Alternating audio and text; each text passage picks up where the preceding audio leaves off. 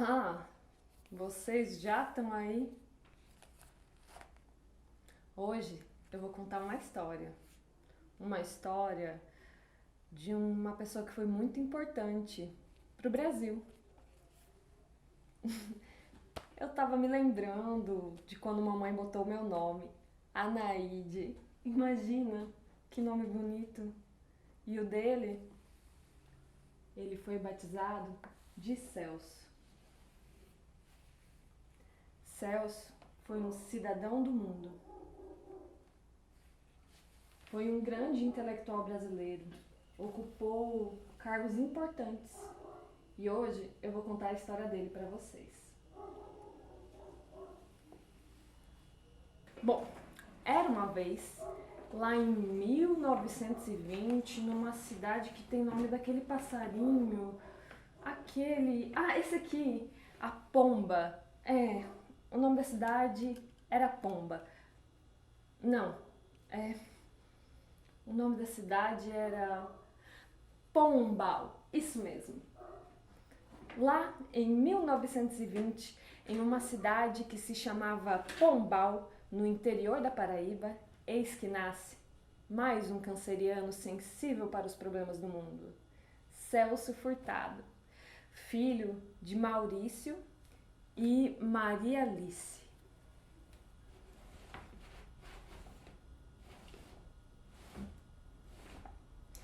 Celso cresceu em meio ao interior do Nordeste, no imaginário da cultura do povo do sertão.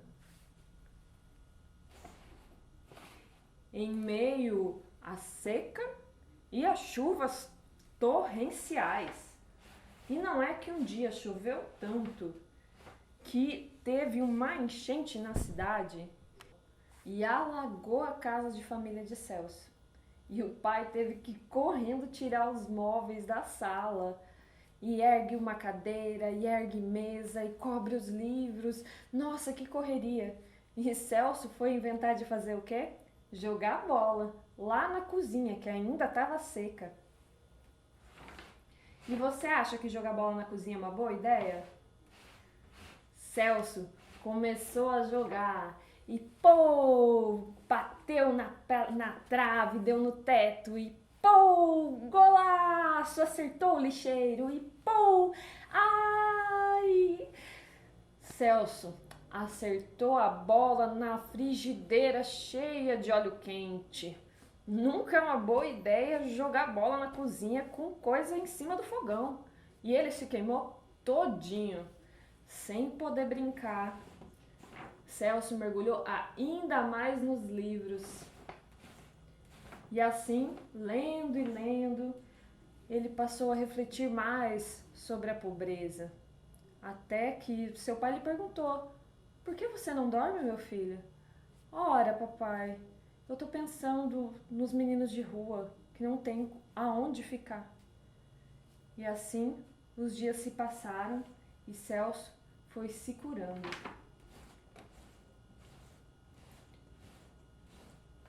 E em meio às ruas de Pombal, Celso notava a pobreza e o coronelismo que dominava a região. Além disso, com o cangaço que estava tomando conta do sertão com Lampião e Maria Bonita, os pais de Celso começaram a se preocupar com a segurança da família. E além do mais, eles tinham 5 filhos e a educação naquela época era muito difícil no interior. Então, eles decidiram se mudar para Paraíba do Norte, a capital da Paraíba.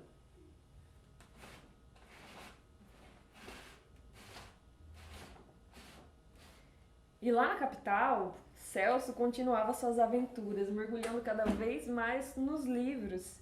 E livro era algo muito raro. O pai de Celso gostava muito de incentivar o menino a ler e de ter todas as novidades. Isso é algo muito de pessoas cultas e intelectuais. Enfim, um privilégio. Não tinha nem internet e livro era artigo de luxo. E aos 12 anos, Celso começa a estudar num dos melhores colégios da capital, o Liceu Paraibano. E assim ele aprende sobre história, latim, geografia. E o tempo passa e Celso, inquieto para que aconteçam mais mudanças no mundo, decide abrir uma escola no quintal da sua casa. E ele vai pedir ao diretor do liceu a permissão. E consegue. E lá ele educa todos que têm interesse, independente das suas histórias. Fossem eles idosos, ex-presidiários, adultos que não tiveram oportunidade. Não importava, Celso ensinava todo mundo que quisesse aprender. E eis que chega os 18 anos e é o momento de Celso prestar o serviço militar. E ao mesmo tempo, durante a noite, ele continua trabalhando como revisor do jornal A União. Mas, inquieto como ele era, ele tem ambições para os estudos e decide tentar a Faculdade de Direito do Rio de Janeiro. Era muito difícil, não era tão fácil de viajar assim naquele tempo. E além disso, só tinha 3 cursos que você podia cursar. E ir para outra capital tão distante, para um nordestino, era um desafio ainda maior. E não é que ele foi? Tanto quis que conseguiu. E foram 15 dias de prova. Você já imaginou fazer 15 dias de prova? Nossa, eu já fico suando frio para fazer um. Mas Celso encarou essa parada e passou.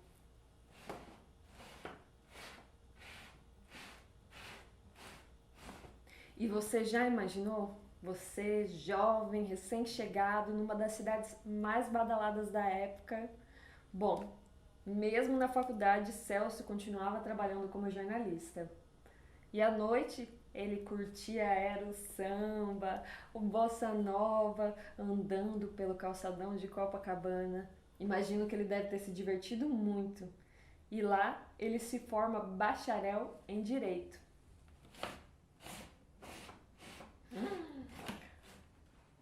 Mas, em 1939, estava todo mundo muito zangado e eis que dá uma baita de uma guerra onde todo mundo briga com todo mundo. E diziam que o Brasil não ia entrar, que era mais fácil uma cobra fumar do que o Brasil entrar na guerra, mas com o tempo o Brasil foi se irritando e também entrou para a guerra. E Celso, vendo como uma oportunidade de conseguir um dinheirinho para botar nos estudos, se candidatou como oficial e embarcou em um navio rumo à Itália, junto com mais 6.000 soldados. E lá era bum! Tiro para um lado, bomba para o outro, e Celso acaba saindo ferido e ganha uma licença para passar um tempo na Europa, numa região que ainda estava em paz.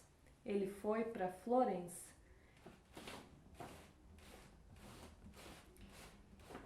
E nesse período de licença, ele aproveitou para conhecer Paris, é claro, ir lá, ver as universidades daquele lugar, as bibliotecas, os museus. Encantado, ele escrevia sobre as coisas que lhe deslumbravam para sua mãe.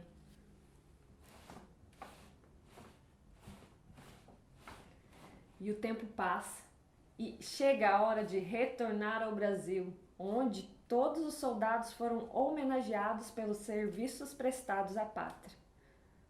Mas Celso decide pegar o dinheiro que ele recebeu como oficial e mergulhar em uma jornada interior, relembrando as memórias da infância, viajando pelo sertão paraibano.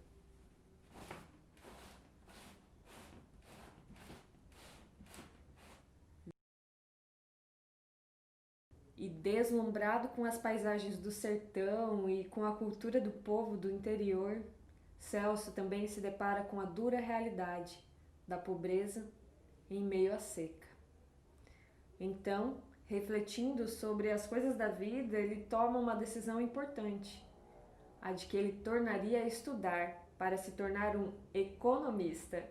E isso era um desafio, porque afinal o pai dele era advogado, o avô, o bisavô era uma tradição da família e no Brasil só tinha 3 cursos. Mas quando ele estava lá na França, ele tinha conseguido contatos e ele conseguiu ingressar para o doutorado em uma instituição francesa.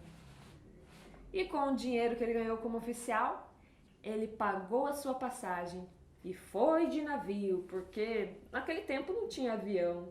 Você já imaginou passar dias no mar em meio àquela marola? Mas ele encarou e foi mais uma vez para a Europa.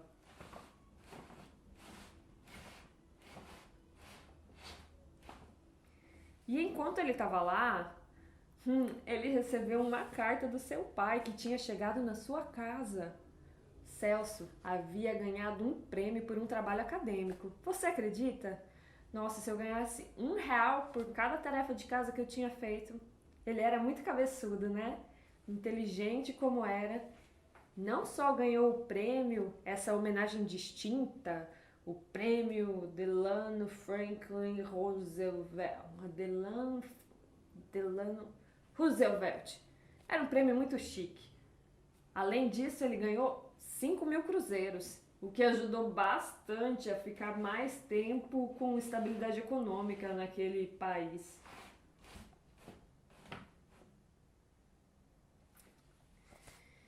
E quando ele voltou para o Brasil, ele ganhou uma bela de uma oportunidade. Você já imaginou? Se estudar aqui no Brasil era difícil, quando você voltava formado de doutorado de uma instituição francesa, não faltava oportunidade. E uma delas foi o amor. Celso se apaixonou. E assim ele criou a sua família com Lúcia e teve o seu primeiro filho. Mas essa não foi a única oportunidade que ele conseguiu. Logo que ele chegou, foi ofertado um emprego para ele. Sabe aonde? Nas Nações Unidas. E com o tempo, o Celso também foi convidado pelo JK, o presidente da época, que estava com um projeto bem ambicioso. 50 anos em 5 era a construção da capital, Brasília, e Celso foi convidado a compor a equipe do governo. E assim ele criou um importante órgão, a SUDENE, a Superintendência de Desenvolvimento do Nordeste. E não é que esses dias atrás mesmo, conversando com um grande amigo da família, o seu Humberto, ele estava me contando essa história. Eu já só vim conhecer o Celso Furtado quando ele chegou aqui com a Sudene. Quem chegou a trabalhar com ele foi meu irmão Lineu. Olha, a Sudene implantou uma série muito grande de projetos, mas beneficiando mais Pernambuco e Bahia. Esqueceram por Paraíba, Rio Grande do Norte, Ceará, ficaram meio esquecidos. Celso viajou para diferentes países, seja em missão das Nações Unidas ou como conferencista, pesquisador, professor. Ele lecionou em universidades ao redor do mundo, obteve cargos importantes como ministro do Planejamento, da Cultura, embaixador da Economia, representando o Brasil. E em 20 de novembro de 2004, sua vida chegou ao fim, mas as suas contribuições permanecerão eternas. O livro A Formação Econômica do Brasil é uma das principais obras de Celso Furtado e é estudada até hoje. Em comemoração ao centenário de Celso, eis aqui a nossa homenagem a um grande brasileiro, cidadão do mundo. Eu estou totalmente de acordo com a tese, isso particularmente com respeito aos países da Europa, aos países desenvolvidos, de que é na criatividade, é na iniciativa, é na pequena empresa e particularmente no chamado setor informal ou de autosserviço, que hoje em dia representa uma parcela considerável da ocupação e da produção nesses países, que essas economias vão recuperar o seu dinamismo.